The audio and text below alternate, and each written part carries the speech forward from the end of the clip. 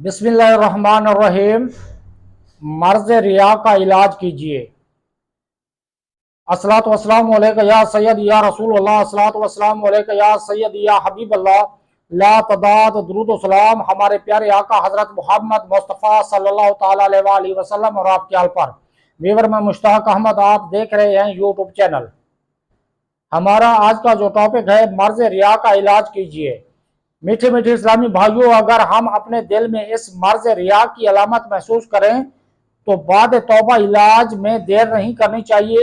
جب ہم اپنے باطن کو پاکیزہ کرنے کی کوشش کریں گے تو انشاءاللہ عز و جل ہمارا ظاہر بھی ستھرا ہو جائے گا۔ شہنشاہ مدینہ قرار قلب و سینہ صلی اللہ تعالیٰ علیہ وآلہ وسلم کا فرمان با کرینہ ہے، جو اپنے باطن کی اصلاح کرے گا تو اللہ عز و جل اس کے ظاہر کی بھی اصلاح فرما دے گا۔ صلو علی الحبیب صلی اللہ تعالیٰ علیہ وآلہ وسلم۔ اخلاص کا نور کے 10 حروف کی نسبت سے ریاکاری کے 10 علاج۔ نمبر 1، اللہ تعالیٰ سے دعا کے ذریعے مدد طلب کیجیے۔ نمبر 2، ریاکاری کے نقصانات پیش نظر رکھیے۔ نمبر 3، ریا کے اسباب کا خاتمہ کیجیے۔ نمبر 4، اپنے اعمال میں اخلاص پیدا کیجیے۔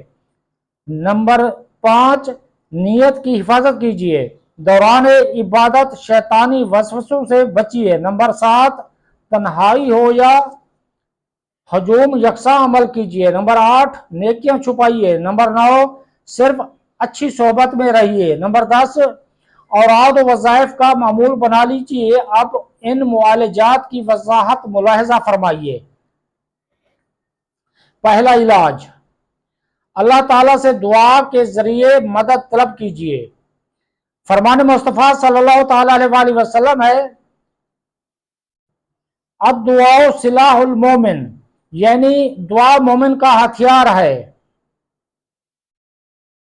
مستدرک للحاکم، شیطان کے خلاف جنگ میں یہ ہتھیار استعمال کرتے ہوئے خدائے غفار کے دربار کرم بار میں یوں دعا کیجئے، یا رب مصطفیٰ مجھے ریاکاری کی بیماری سے شفا عطا فرما، میری خالی جھولی اخلاص کی لازوال دولت سے بھر دے۔ میرا سامنا اس دشمن یعنی شیطان سے ہے جو مجھے دیکھتا ہے مگر خود دکھائی نہیں دیتا، لیکن تو اس کو ملاحظہ فرما رہا ہے۔ اے اللہ عز و جل مجھے اس دشمن کے مکر و فریب سے بچا لے۔ اے اللہ عز و جل میں اس بات سے تیری پناہ چاہتا ہوں کہ لوگوں کی نظر میں تو میرا حال بہت اچھا ہو اور وہ مجھے نیک اور پرہیزگار سمجھتے رہیں، مگر تیرے دربار میں سزا کا حقدار ٹھہروں۔ میرا ہر عمل بس تیرے واسطے ہو، کر اخلاص ایسا عطا یا الہی، آمین یا رب العالمین۔